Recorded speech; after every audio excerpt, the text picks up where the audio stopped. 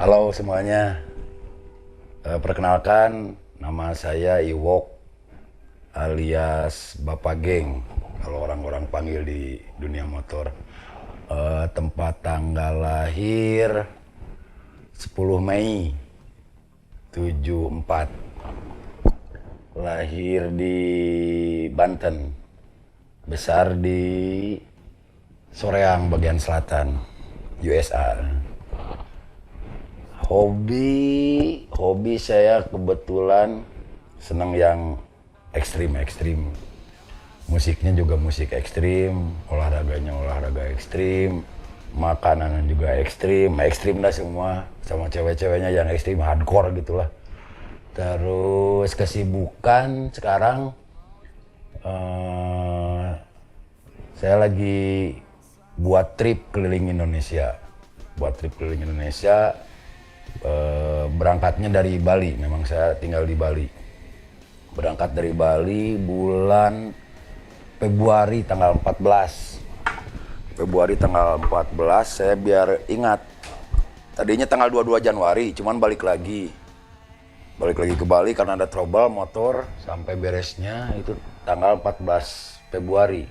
Jadi Valentine Day lah kalau buat yang merayakan. Jadi saya merayakannya di jalan gitu. Jadi saya jalan terus dari Bali, sekarang udah sampai ini Padang. Jadi cerita tentang keliling Indonesia ini saya beri titel Beyond of Biker 1% Indonesia. Itu kenapa saya namakan itu,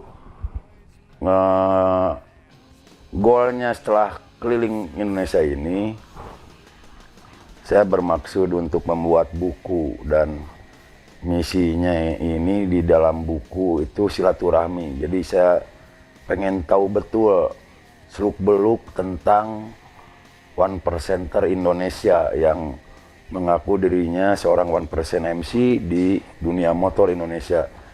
Karena di dunia motor Indonesia 1% itu berbeda sekali dengan 1% internasional ya. Yang notabene-nya di luar Indonesia 1% itu identik dituding klub kriminal. Karena ada beberapa MC besar yang menyatakan dirinya memang aku klub kriminal, the criminal organization. Jadi semua anggota malah nggak harus kerja, udah aja kerja di klub. Aku bisa, kata si klubnya itu, aku bisa membiayai kalian semua. Misalkan ada yang jadi dokter, ya udah keluar. Udah kalau mau masuk klub, kamu berhenti kerja. Nah saya bermaksud perjalanan ini membuka mata dunia bahwa di Indonesia berbeda. Kita mengambil prinsipnya, bukan attitude atau bukan sistem kerjanya mereka. Mengambil prinsipnya, karena kuat sekali di prinsip 1%, yaitu dia punya teritori. Satu, punya teritori. Kedua, dia berprinsip bukan hanya hobi, tapi betul-betul untuk menjalin satu keluarga. Yang tadinya teman jadi sahabat, setelah sahabat jadi itu saudara. Jadi ada proses juga untuk menjadi member di klub 1% Indonesia ini ya. Kalau di luar itu beda lagi, bukan gitu modelnya. Pilihannya hanya dua aja. Udah mau masuk ke member dari prospek tuh, pilih klub apa Tuhanmu. Mana mau dipilih? Nggak mungkin kalau di kita. Kita mau bagaimana sebajingannya si orang itu, dia pasti mengakui adanya Tuhan. Nah, jadi ada perbedaannya satu itu. Terus kita member di Indonesia semua bekerja. Malah ada yang nganggur juga kita pekerjakan gitu di saudaranya yang udah mapan. Ya kita majemuk di dalam klub kita sendiri itu ada dokter, ada jaksa, ada kiai, ada bajingan, ada ustad, macam-macam semua. Ada dari pemerintah, PNS, gubernur ada, sampai ya ke ranah agama juga ada. Sampai kita bikin ada beberapa program Brotherhood for Culture untuk kebudayaan, Brotherhood for Nature untuk alam, Brotherhood for Care itu untuk bencana. Sebelum, kadang kita lebih dulu, sebelum PMI atau Basarnas duluan, kita udah duluan. Karena pada beberapa di kita juga yang, ya dia di daerah itu ada, kita panggilnya checkpoint. Jadi ada info itu langsung cepat untuk kita bertindak, gitu, bagaimana harus kita kerja. Jadi kurang lebihnya itu Beyond of Biker Indonesia itu saya menggambarkan tentang kehidupan 1%er Indonesia, bahwa kita bukan seperti mereka. Dan kenapa kita melogokan 1%? Satu, mengcover keadaan Indonesia didatangi sama bikers yang 1% beneran di luar negeri, yang menancapkan benderanya di Indonesia. Nah itu nanti efeknya ke kita, ya nantinya kita dicap sama gitu. Nah ini pentingnya perjalanan ini saya buat itu. Jadi akhirnya pun nanti akan jadi buku. Ya mudah-mudahan kalau ada yang punya rezeki lebih, mungkin saya akan buat film seri gitu, cerita seri. Jadi film per episode. Jadi tentang di Bali bagaimana kehidupannya, di Jawa Timur bagaimana kehidupannya. Ya kebetulan saya sampai saat ini tuh udah berapa provinsi saya lewatin tuh: Bali, Jawa Timur, Jawa Tengah, Jawa Barat, Banten, Lampung, Sumatera Selatan, Jambi, Riau, Sumatera Barat, 10 provinsi. 10 provinsi. Ya targetnya kalau Indonesia tuh tinggal 23 lagi provinsi. Masih lama. Ya ini juga perjalanan, ya kalau diambil cepat, dari Bali, Denpasar sampai titik 0 km Sabang itu jaraknya hampir berapa saya kemarin tuh 2100 gitulah kilo. Saya sampai Padang ini 4.600 km. Jadi saya zigzag gitu jalannya. Ya kalau diambil gitu ya jalur misalkan ke berhenti gitu. Karena saya kenapa jadi panjang perjalanannya itu, jadi setiap daerah nggak diam lewat, hanya lewat gitu. Jadi saya kupas tentang budayanya mereka, bagaimana cara bermain motornya, ya sisi pariwisatanya, kulinernya, kuliseknya, cara berandalannya gimana. Ya saya ngelihat gimana gitu bentuk kehidupan anak mudanya di sana. Ya saya di situ juga jadi sampai seperti ditunggu orang. Malah kebanyakan orang tempatan tuh meminta kepada saya untuk buat talk show. Jadi ada sharing di situ. Karena riskan sekali ya dalam kehidupan motor. Kita kalau tidak bisa memanage itu dalam 100% tuh ya, mungkin 20% yang selamat tuh. Selamat dari kehancuran. Kehancuran kerjanya, kehancuran keluarganya. Karena di motor kalau udah hobi ya seperti orang mancing, kita nggak ingat waktu.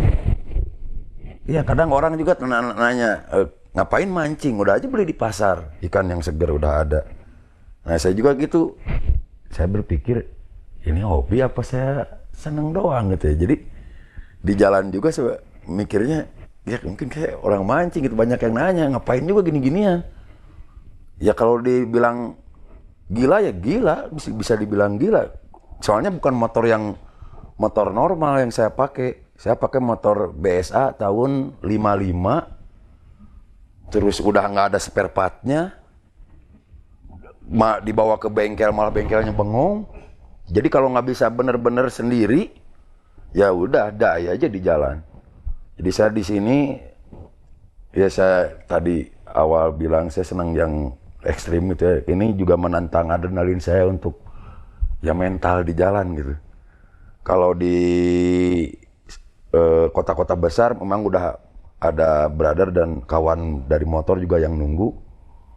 Udah hiporianya lain, tapi udah lepas lagi di kota, mau ke kota selanjutnya apalagi di Sumatera ya. Bali, Jawa aman. Bali Jawa itu di perjalanan bisa dibilang kita nemuin rumah dalam 10 meter ketemu rumah lagi. Apalagi ya udah masuk Jawa Barat ramai lah. Udah Sumatera dari Bandar Lampung misalkan ke Palembang ya, itu di tengah jalan tuh udah kebun sawit aja, kebun sawit hutan.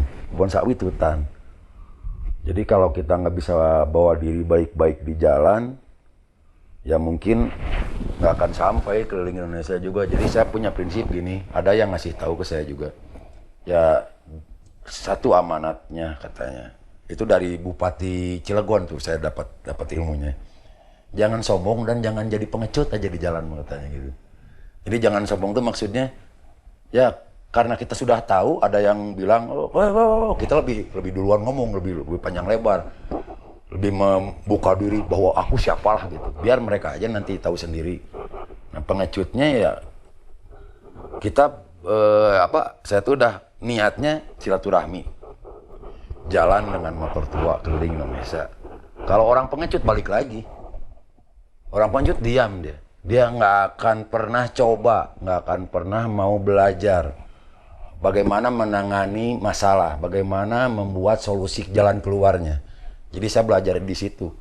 Dan kenapa ini awal mulanya saya melakukan ini, dulu 2 tahun hampir di Bali itu mati. Kurang 2 tahun sekarang 2022, 2020. Nah saya ya kebetulan ada tim juga di Bali, ya saya kreatif juga di dunia pariwisata sama desain grafis. Jadi masih ada kerja lah. Terus kadang bikin bangun motor gitu dari nol sampai jadi ya motor-motor tuh. Nah tapi akhirnya itu nggak ada suatu yang buat sejarah gitu. Saya berpikir ya sisa lagi umur masih ada, sehat. Kenapa nggak bikin sejarah sekalian? Kebanyakan orang pergi riding keluar rumah bukan seperti saya. Kebanyakan orang pergi riding karena udah ada satu acara di kota tertentu misalkan. Ya contoh kecilnya ada di Jogja misalnya, udah persiapan. Mau pergi ke Jogja tanggal sekian, dia siap-siap dengan uangnya, dengan segala macamnya. Nah, kalau saya sendiri nggak seperti itu, saya jalan aja. Saya pengen sesuatu yang lain lah. Bukan saya nggak pernah, saya sering melakukan itu. Kebetulan saya juga di Bali pionir bisa dibilang, karena di Bali belum ada waktu itu. Jadi saya hijrah ke Bali tahun 97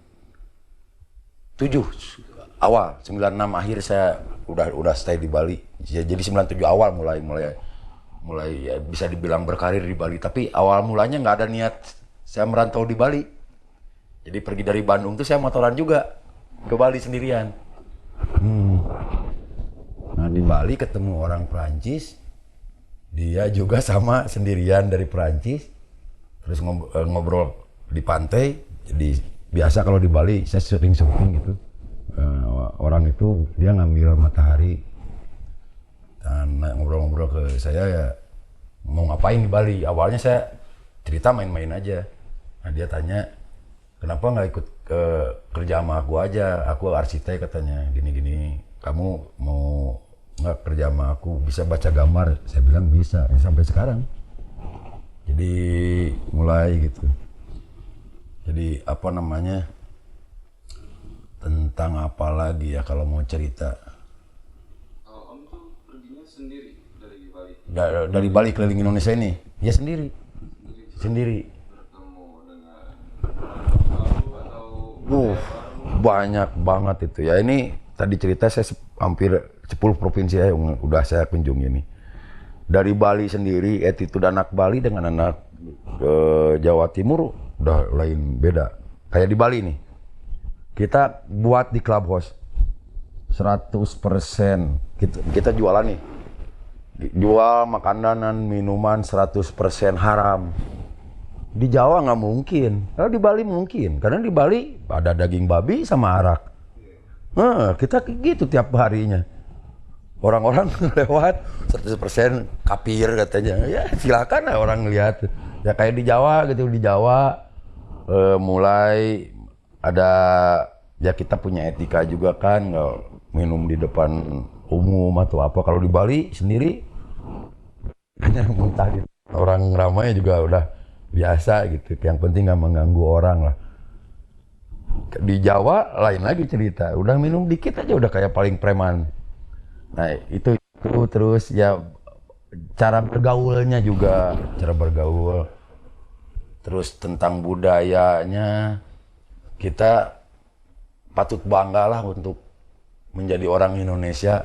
Saya benar-benar sekarang bersyukur sekali jadi orang Indonesia.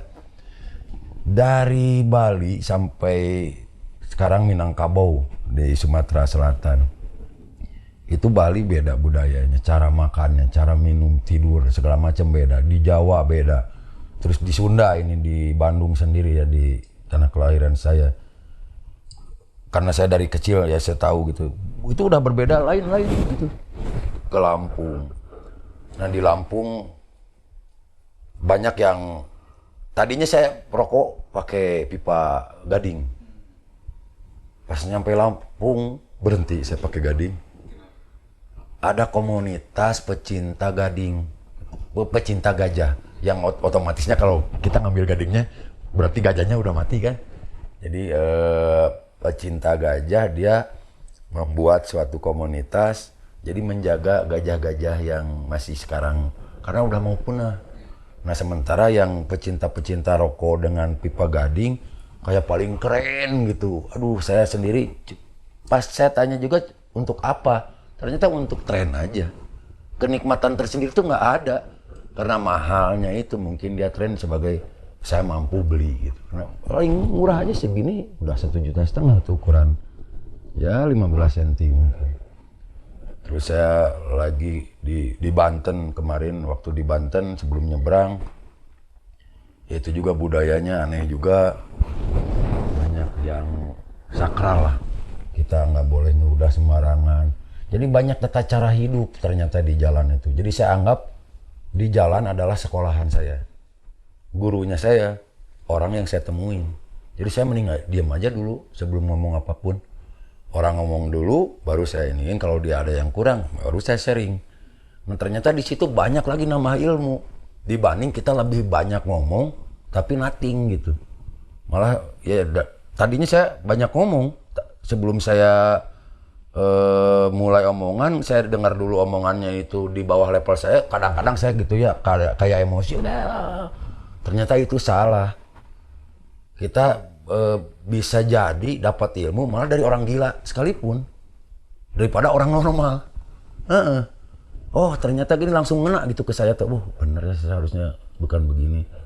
Nah di Lampung ini kejadian yang unik habis gigi di Lampung. Jadi ada orang nyebrang, ya saya ya bentuk jalannya agak gitu. Jadi si orang tuh dia maju mundur, dia bingung. Saya kan, saya ngerem sedikit gitu. Apa bahasa ya Sundanya? Tisuril gitu. Serodot. Serodot. Terus ini kena batu atau apa? Saya juga pingsan. Tahu-tahu ada di rumah sakit, di Puskesmas. Ya, udah mau masuk ke Lampung Barat, udah mau ke Bengkulu lah kalau terusnya lagi. Saya lihat, saya berpikir ini di mana nih? Pas ngeliat topi susternya, Bandar Lampung. Di Lampung. Oh baru ingat. Ini habis, ini lagi ada satu. Udah saya pakai kalung. Gigi yang ini. Ini pas gitu goyang. Sama dokternya nanti kita panggil dokter gigi. Pas saya nunggu lama, kesel. Saya pegang sendiri aja udah. Pegang sendiri, saya cabut sendiri, udah bikin kalung lah buat kenang-kenangan. Banyak yang nawarin juga lah, bikin gigi lagi, biar lebih camer ya, biar kenang-kenangan aja, yang penting masih bisa punya. Ya pakai ini, terus sampai Palembang. Ada yang unik juga di Palembang. Di Palembang, yang belum tahu mungkin makanan pempek ya. Kan tren banget tuh, di mana-mana pasti dan pempek khas Palembang. Karena saya kupas juga tentang makanan, kupas juga tentang budaya, saya tanya, kenapa sih pempek namanya, terus sampai di mana-mana tuh empek-empek aja. Dulunya gini ceritanya. Si empek-empek itu kenapa dipanggil empek-empek? Dulunya tuh makanan Cina. Nah, makanan Cina yang ininya bahan dasarnya ada babinya juga. Gitu, dari babi sama tepung gitu. Karena di Palembang kebanyakan sungai, terus banyak ikan, ada ikan satin, ikan-ikan air tawar gitu. Nah, dibuatlah sama dia dengan caranya si orang Cina tadi ya, sampai jadi itu makanan yang tadinya di dalamnya ada racikan babi, tapi ikan semua ini mah gitu. Jadi nggak ada babinya karena kebanyakan di sana Melayu, Muslim banyak. Nah, yang dagang orang Cina itu dipanggilnya empek. Kayak di sini mang, sini mang, nah gitu. Nah, si orang Cina itu lewat, pe. Nah, jadilah makanannya namanya empek gitu.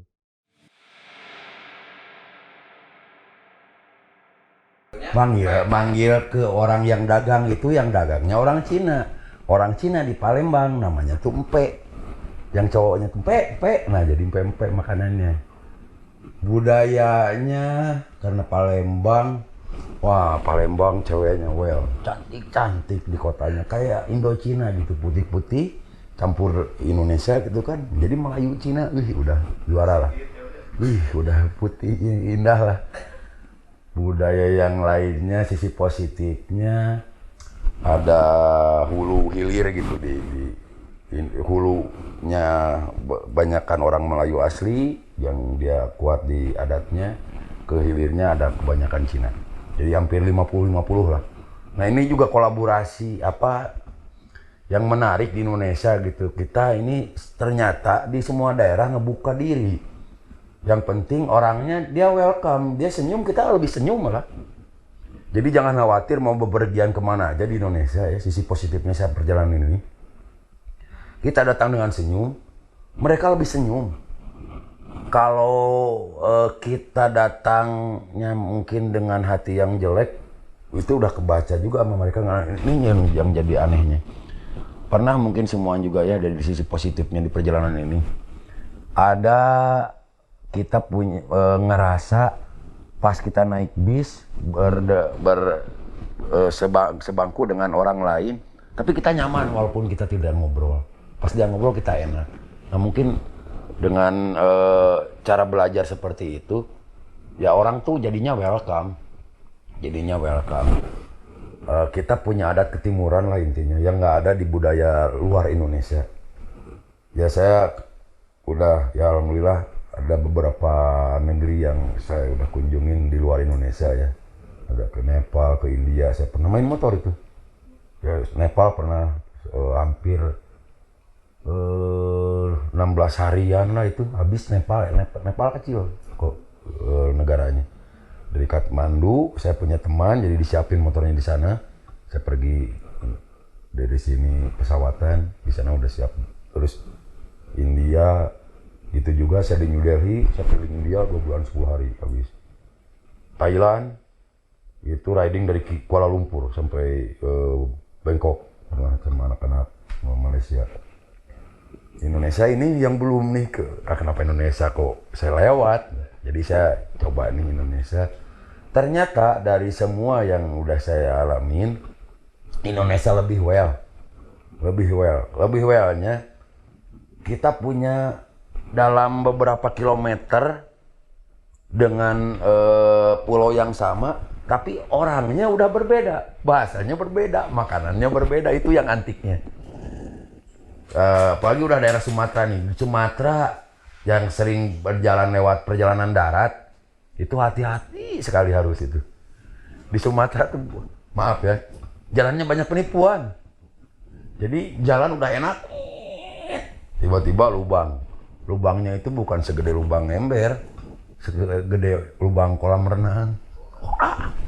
Udah itu bahasa naturalnya kita keluar sendiri itu. Anjing edan kok. Wah, udah sambil pegang motor kan. Terus saya juga bawa gitar. Jadi untuk nemenin kalau sepi. Ya saya juga sering ini bikin lagu lah gitu.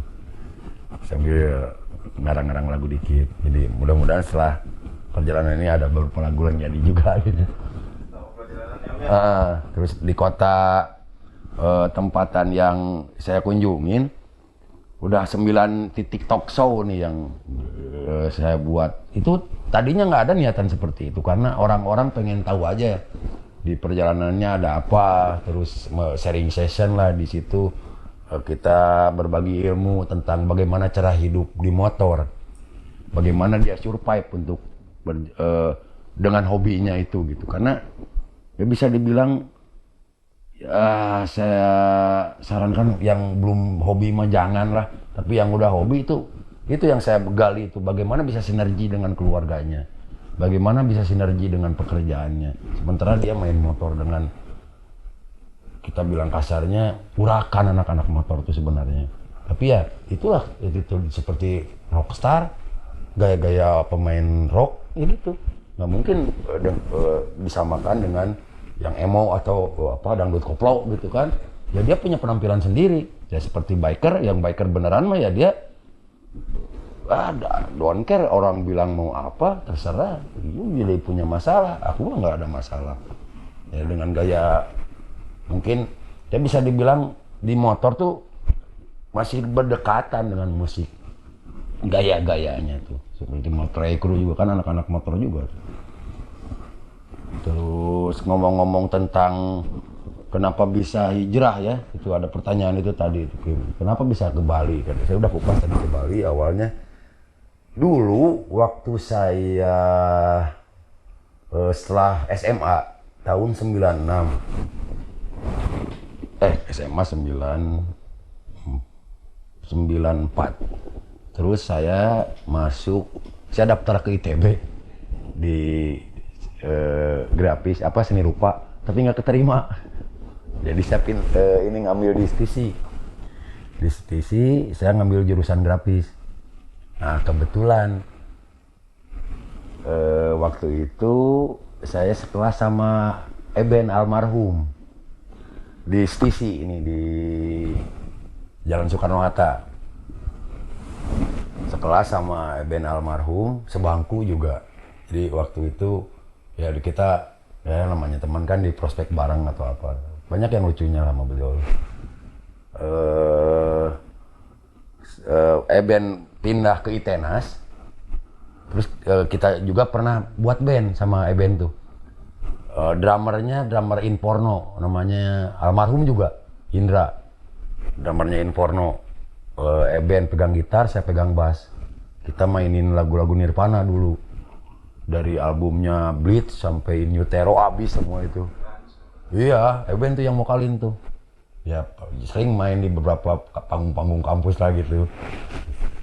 Nah terakhir Eben ke ITENAS, drummer kita almarhum Indra. Saya bingung juga mau ngapain, terus di rumah nggak jelas.